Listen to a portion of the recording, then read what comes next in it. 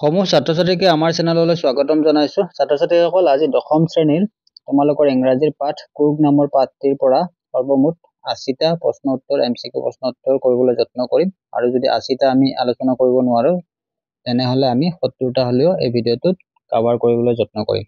ছাত্ৰ-ছাত্ৰীসকল প্ৰথমটো প্ৰশ্ন চোৱা, পোনে পোনে আমি প্ৰশ্ন লৈ আহিছো। এই প্ৰশ্নসমূহ HSLC পৰীক্ষাৰ্থীসকলৰ কাৰণে অতি দৰকাৰী, সেয়েহে তোমালোকে মনোযোগেৰে চাবা আৰু স্ক্ৰিনশ্বট লবা এনসাৰৰ লগতে কানেক্ট কৰিবা বা নোটত লিখি থবা নোটবুকত, ঠিক আছে। এৰা প্ৰথমটো প্ৰশ্ন চোৱা, where is Kurg located, অৰ্থাৎ কুৰ্গ ক'ত অৱস্থিত। এইটো প্ৰশ্নৰ অপচনবোৰ তোমালোকে চাব নালাগে, সিধাকৈ তোমালোকে মনত ৰাখিবা দুখন চহৰৰ নাম মনত ৰাখিবা। সেই চহৰ দুখন হৈছে মাইসুৰ আৰু মেংগলোৰ। কোন দুখন চহৰ? মাইসুৰ আৰু মেংগলোৰ। এতিয়া আমি পোনে পোনে দ্বিতীয় প্ৰশ্নলৈ যাম। ইয়াৰে উত্তৰটো তোমালোকে নোট কৰি থবা। মাইসুৰ আৰু মেংগলোৰ কৰ্ণাটকৰ দুখন চহৰৰ মাজত কুৰ্গ অৱস্থিত। এতিয়া 2 নম্বৰ প্ৰশ্নটো চোৱা, ইয়াতে কি কৈছে প্ৰশ্নটো প্ৰথমে বুজি লবা। ইয়াতে কৈছে what is the smallest district of Karnataka known for its martial men and beautiful women, অৰ্থাৎ কৰ্ণাটকৰ এখন জিলা আছে আৰু এই জিলাখনে হৈছে আটাইতকৈ সৰু জিলা আৰু এই জিলাখনৰ বিশেষত্ব কি আছে, তাৰে মানুহবিলাক মানে ব্যক্তি মতা মানুহবিলাক মাৰ্চিয়েল মেন অৰ্থাৎ যুদ্ধবিদ্যাত পাৰগত, ঠিক আছে, আৰু তাৰে তিৰোতাবিলাক ধুনীয়া। এতিয়া এই সৰু ডিস্ট্ৰিক্টখন আটাইতকৈ সৰু ডিস্ট্ৰিক্টখনৰ নাম কি, জিলাখনৰ নাম কি? উত্তৰটো তোমালোকে নিশ্চয় ধৰিব পাৰিছা, মই স্ক্ৰিনত দি দিছিলো, তোমালোকে স্ক্ৰিনশ্বট ৰাখিবা। এতিয়া 3 নম্বৰ প্ৰশ্নলৈ আহিছো। ছাত্ৰ-ছাত্ৰীসকল আমাৰ এই ভিডিঅ'টোৰ আটাইবোৰ প্ৰশ্নই অতি দৰকাৰী আৰু আমি 70টা নহলে বা 80টা আমি প্ৰশ্ন কভাৰ কৰিম। 70টা একেবাৰে আলোচনা কৰিবলৈ আমি যত্ন কৰিম, ঠিক আছে।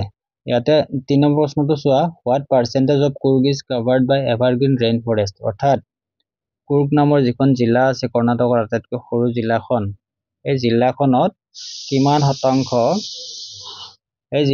কিমান শতাংশ ঠাই বৰ্ষাৰণ্যৰে আৱৰা।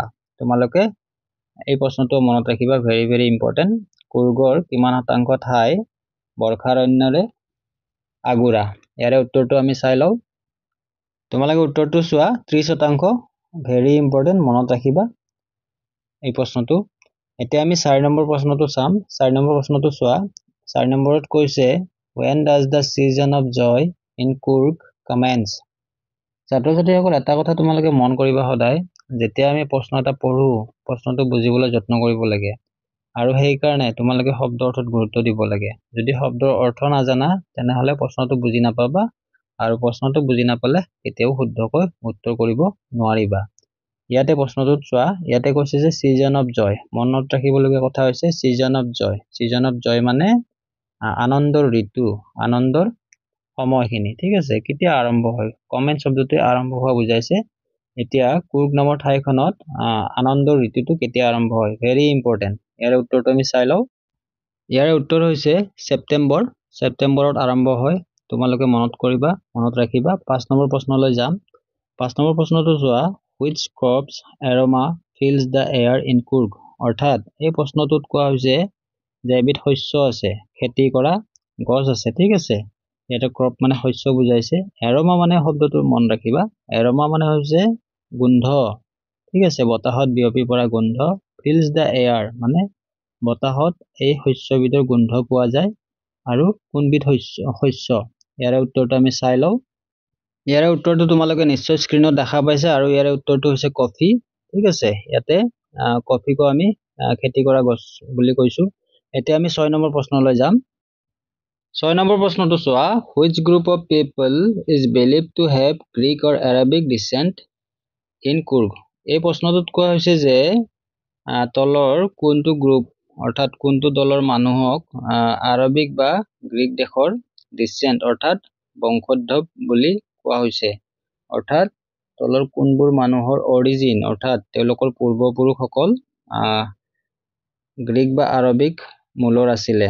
ইয়াৰে উত্তৰটো তোমালোকে ধৰিব পাৰিছা নিশ্চয়। ইয়াৰে উত্তৰটো আমি চাই লওঁ। ইয়াৰে উত্তৰটো হৈছে অপচন এ, কদাবুজ। ইয়াতে পুৰেলত আছে, ঠিক আছে। তোমালোকে মনত ৰাখিবা কদাবুজ যিখিনি পিপুল আছে তেওঁলোক গ্ৰীক বা আৰবিক ডিসেন্ট।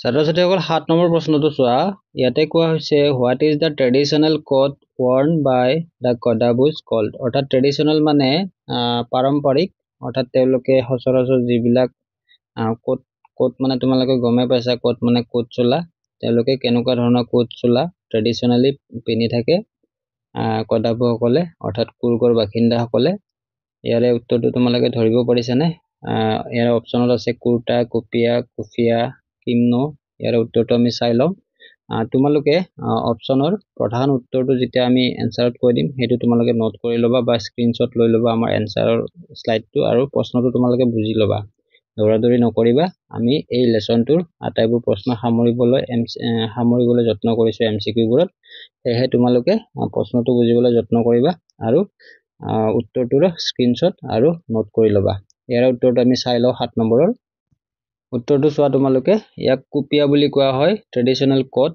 যেটো ট্ৰেডিশনাল কোট তেওঁলোকে পিন্ধে তাৰ নাম কুপিয়া ছাত্ৰ-ছাত্ৰীসকল এইখিনিতে তোমালোকে এটা কথা মন কৰিবা যেটো কুফিয়া আছে বহু ছাত্ৰ-ছাত্ৰী এটো ভুল কৰে কুপিয়াটো কুফিয়াৰ লগত কনফিউজন হয় এহে তোমালোকে কুপিয়া কি মনত ৰাখিব লাগিব যাতে এক্সামত ভুল নহয় এতিয়া আমি 8 নম্বৰ প্ৰশ্নলৈ যাম 8 নম্বৰত কি সুধিছে চোৱা তোমালোকে প্ৰশ্নটো বুজি লোৱা প্ৰথমতে 8 নম্বৰত সুধিছে what kind of traditions are distinct in the Kodabus culture অৰ্থাৎ এই প্ৰশ্নটো সোধা হৈছে যে কেনেকুৱা ধৰণৰ ৰীতি-নীতি বা পৰম্পৰা ট্ৰেডিশন মানে ৰীতি-নীতি বা পৰম্পৰা কেনেকুৱা ধৰণৰ ৰীতি-নীতি বা পৰম্পৰা কদাবুসকলৰ কালচাৰত অৰ্থাৎ তেওঁলোকৰ কদাবুসকলৰ সংস্কৃতিত কেনেকুৱা ধৰণৰ ৰীতি-নীতি আৰু পৰম্পৰা বিদ্যমান আসলতে ইয়াতে ডিস্টিংক্ট শব্দটো আছে তোমালোকে দেখিছানে ডিস্টিংক্ট মানে স্পষ্ট বুজায় ঠিক আছে ইয়াতে আমাক সুধিছে যে কদাবুসকলৰ কালচাৰ সংস্কৃতিত কেনেকুৱা ধৰণৰ ৰীতি-নীতি পৰম্পৰা দেখা পোৱা যায় ইয়াৰে অপচন কেটা আছে আমি অপচনৰ পৰা এনসাৰটো বাছি ল'ব লাগিব হিন্দু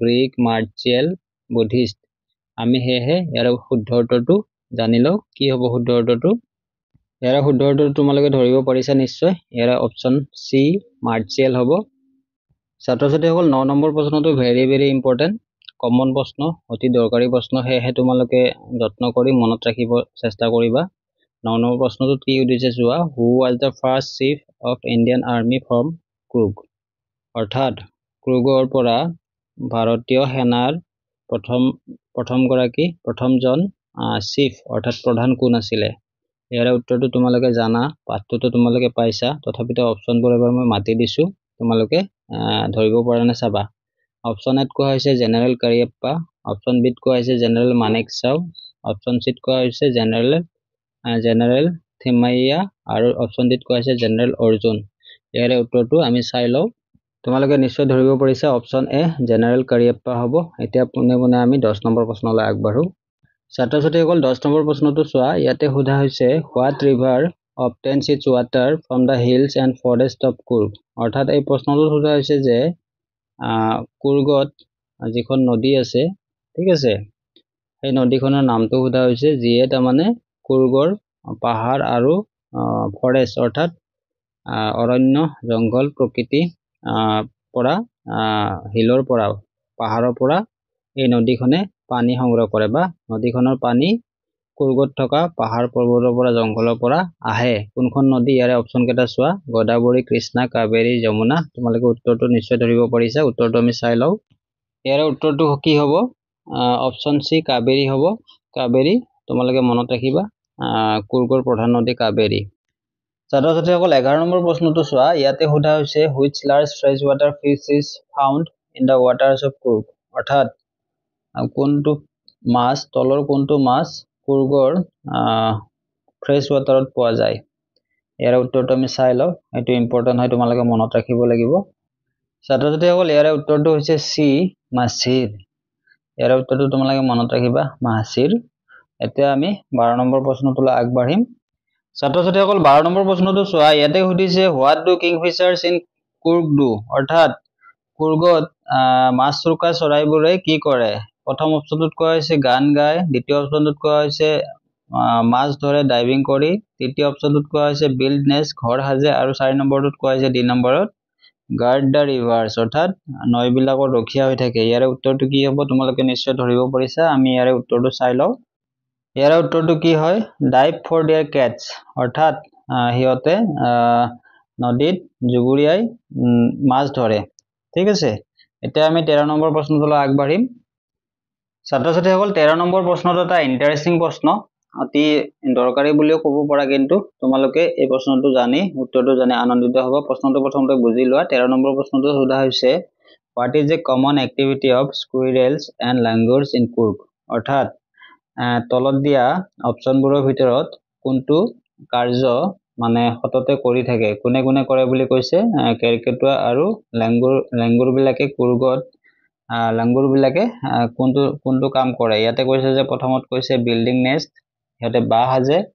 বি নম্বৰত কোৱা হৈছে ড্ৰপিং পাৰ্চিয়েলি ইটেন ফুড, অৰ্থাৎ সিহঁতে আধা খোৱা বস্তুবিলাক তলত পেলাই দিয়ে। চি নম্বৰত কোৱা হৈছে ফিচিং, সিহঁতে মাছ ধৰে। আৰু ডি নম্বৰত কোৱা হৈছে হাণ্টিং, সিহঁতে চিকাৰ কৰে। ইয়াৰ উত্তৰটো আমি চাই লওঁ। তোমালোকে ধৰিব পাৰিছানে ইয়াৰ উত্তৰ কোনটো হ'ব? ইয়াৰ উত্তৰ হ'ব option B, dropping partially eaten foods, অৰ্থাৎ সিহঁতে যিবোৰ ফল খাই থাকে আধা খোৱা ফলবিলাক তলত পেলাই দিয়ে। কেৰ্কেটুৱাও পেলাই দিয়ে আৰু লাংগুৰেও পেলাই দিয়ে। ইয়াৰ কাৰণটো কি তোমালোকে জানানে? নিশ্চয় তাতে অজস্ৰ খোৱা খাদ্য আছে, সেইকাৰণে তেওঁলোকৰ এনেকুৱা কৰিবলৈ সুযোগ পায় তেওঁলোকে। এতিয়া আমি 14 নম্বৰ প্ৰশ্নলৈ আগবাঢ়িম। ছাত্ৰ ছাত্ৰীসকল 14 নম্বৰ প্ৰশ্নটো চোৱা, how do elephants in Coorg enjoy the river? অৰ্থাৎ কুৰ্গত থকা হাতীবোৰে কেনেকৈ নদীটো উপভোগ কৰে? অৰ্থাৎ কুৰ্গত থকা যিবোৰ হাতী আছে, এই হাতীবোৰে নদীৰ পানীৰ লগত কেনেদৰে খেলে বা কেনেদৰে পানী ভাল পায়, কেনেদৰে উপভোগ কৰে পানী, সেইটো বুজাইছে প্ৰশ্নটোত।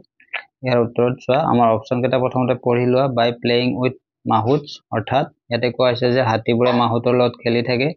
বি নম্বৰত কোৱা হৈছে বাই বিং বাথ এণ্ড স্ক্ৰুবড, অৰ্থাৎ নদীৰ পানীত গা ধুৱে আৰু নিজকে পৰিষ্কাৰ কৰে।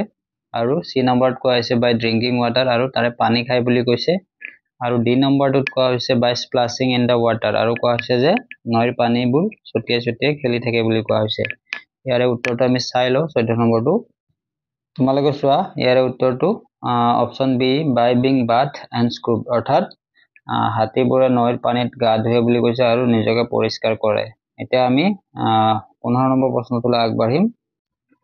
ছাত্ৰ ছাত্ৰীসকল 15 নম্বৰ প্ৰশ্নটোলৈ আগবাঢ়ো। 15 নম্বৰ প্ৰশ্নত কি কৈছে প্ৰথমতে বুজি লোৱা। ইয়াতে কি কৈছে চোৱা, what adventure activities R available in Coorg? অৰ্থাৎ কেনেকুৱা ধৰণৰ দুঃসাহসিক এক্টিভিটি অৰ্থাৎ কাৰ্যকলাপ কুৰ্গত আছে? অৰ্থাৎ কেনেকুৱা ধৰণৰ খেল ধেমালি, অলপ দুঃসাহসিক খেল ধেমালি বা এডভেঞ্চাৰ কৰিব পৰা দুঃসাহসিক কাৰ্যকলাপ কুৰ্গত উপলব্ধ। ইয়াতে এ নম্বৰত কি কৈছে চোৱা, ৰিভাৰ ৰাফটিং এণ্ড কেনয়িং, অৰ্থাৎ নদীত নৌকা চালন বা এনেকুৱা ধৰণৰ খেল উপলব্ধ বুলি কোৱা হৈছে। বি নম্বৰত কোৱা হৈছে ৰেপেলিং এণ্ড ৰক ক্লাইম্বিং, অৰ্থাৎ শিল বগোৱা তথা ৰেপেলিং, অৰ্থাৎ তোমালোকে চাই ল'বা কিতাপত ৰেপেলিং শব্দটোৰ মিনিং আছে, খালি কি তোমালোকে ইয়াতে মনত ৰাখিবা অপশ্যনবিলাক। চি নম্বৰত কোৱা হৈছে মাউণ্টেইন বাইকিং এণ্ড ট্ৰেকিং, অৰ্থাৎ পাহাৰীয়া ৰাস্তাত বাইক চলাব পৰা সুবিধা। অৰ্থাৎ এ বি চি আমাক তিনিটা অপশ্যন দিছে, আৰু তাৰ লগতে ইয়াতে ডি নম্বৰত সোধা হৈছে, কোৱা হৈছে যে অল অফ দ্য এবাভ, অৰ্থাৎ কুৰ্গত কেনেকুৱা ধৰণৰ সুবিধাবিলাক আছে দুঃসাহসিক খেলৰ। আমি ইয়াৰে উত্তৰটো চাই লওঁ। তোমালোকে নিশ্চয় ধৰিব পাৰিছা, যেতিয়া মই প্ৰশ্নটো পঢ়ি আছিলোঁ তোমালোকে নিশ্চয় ধৰিব পাৰিছা যে ইয়াৰে উত্তৰ অল অফ দ্য এবাভ হ'ব। ছাত্ৰ ছাত্ৰীসকল বিশেষ কথা এটা তোমালোকে মন কৰিবা, দৰকাৰী কথা, যেতিয়া আমি কোনো এটা প্ৰশ্নত উত্তৰত যেতিয়া অল অফ দ্য এবাভ বুলি থাকে, তেনেহ'লে এ বি চি তিনিটা অপশ্যনে আমি মনত ৰাখিব লাগে।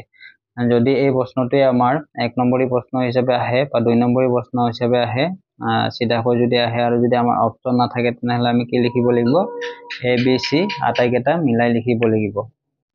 ছাত্ৰ ছাত্ৰীসকল আমি ইতিমধ্যে এই ভিডিঅ'টোত 15টা প্ৰশ্ন উত্তৰ MCQ প্ৰশ্ন উত্তৰ আলোচনা কৰিলোঁ। ছাত্ৰ ছাত্ৰীসকল মই তোমালোকক কৈছিলোঁ যে 70টা বা 80টা প্ৰশ্ন উত্তৰ আমি আলোচনা কৰিম, আৰু মই চেক কৰিলোঁ যে মই ইতিমধ্যে 80টা প্ৰশ্ন উত্তৰ তোমালোকৰ কাৰণে ৰেডি কৰি ৰাখিছোঁ, সাজু কৰি ৰাখিছোঁ।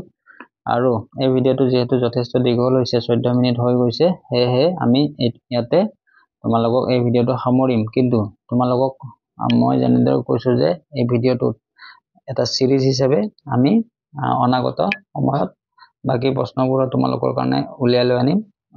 সৰ্বমুঠ 80টা প্ৰশ্ন মই ৰেডি কৰিছোঁ, আৰু এইকেইদিনৰ ভিতৰতে তোমালোকক এটা এটাকৈ আমাৰ চেনেলত আপলোড কৰি থকা হ'ব। তোমালোকে আমাৰ চেনেলত চাবা, আৰু যিসকল ছাত্ৰ ছাত্ৰীয়ে আমাৰ চেনেলত নতুন বা যিসকল ছাত্ৰ ছাত্ৰীয়ে আমাৰ চেনেলটো এতিয়াও ছাবস্ক্ৰাইব কৰা নাই, আশা কৰোঁ তোমালোকে চেনেলটো ছাবস্ক্ৰাইব কৰিবা, লগতে বন্ধু বান্ধৱৰ লগতো শ্বেয়াৰ কৰিবা। আজিলৈ এই ভিডিঅ'টোত এইখিনিয়ে। তোমালোকৰ লগত ধন্যবাদ। তোমালোকৰ ভাল হওক।